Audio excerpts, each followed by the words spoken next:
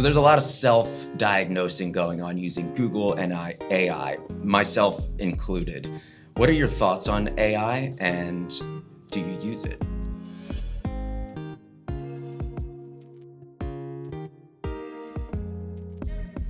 I like AI to a point. I feel like depending how you use it is very critical.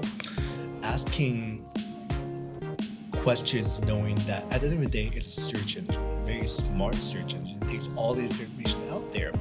At the same time, AI unfortunately does hallucinate and tries to please you, if you will. It tells you information that you think you want to hear.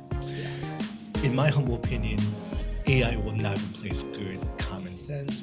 Many years of critical thinking, many years of pathophysiology, pathology as well.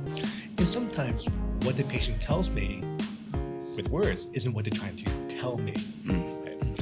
So I think AI, if properly applied, is a great tool. But at the end of the day, it's how you use a tool. If the only tool you have is a hammer, then every issue is a nail. Yeah. Right? So once again, I do use it. I use open evidence. I use it for note-taking. It makes my life a little bit more open, seeing that I'm missing anything. The last thing I want is to get siloed, thinking that, oh, it's only this thing and nothing else. I use AI like, for what if, but what if, but what if. At the same time, I don't mind my patients use AI, but at the same time, they should know that it's a AI program. It should not, and definitely should not replace your primary care physician. Yeah, I agree with Dr. Zhang. AI is useful for people, and we're using it probably all the time now. Everybody's including their technology every day.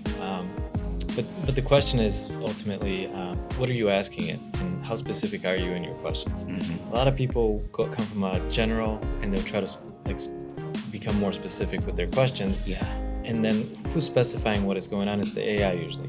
So you're putting in all these different things that are going wrong, and the AI spits out a few different diagnoses, and then you're searching more into those diagnoses usually. Yeah. And we're getting a lot of people who will narrow things down, but the differential, when that comes around, I think that's where you should probably try to talk to a professional. Sure, it's good to put in all those symptoms in there and try to come up with some sort of a picture, but within that picture, things are getting a little bit murky, I think, usually.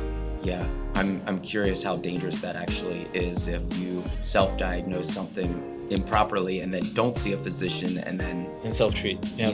Yeah. That's where we could run into trouble. And I remember back in the day, maybe 10, 15 years ago before AI, when we just asked Dr. Google about things, and all these people would come in with cancer diagnosis, self-diagnosis. Nowadays, it's not as much of that. AI is smarter than Google used to be. But now what we're getting is people who are coming down to specific diagnoses because they looked up all these other things and they self-diagnose with this.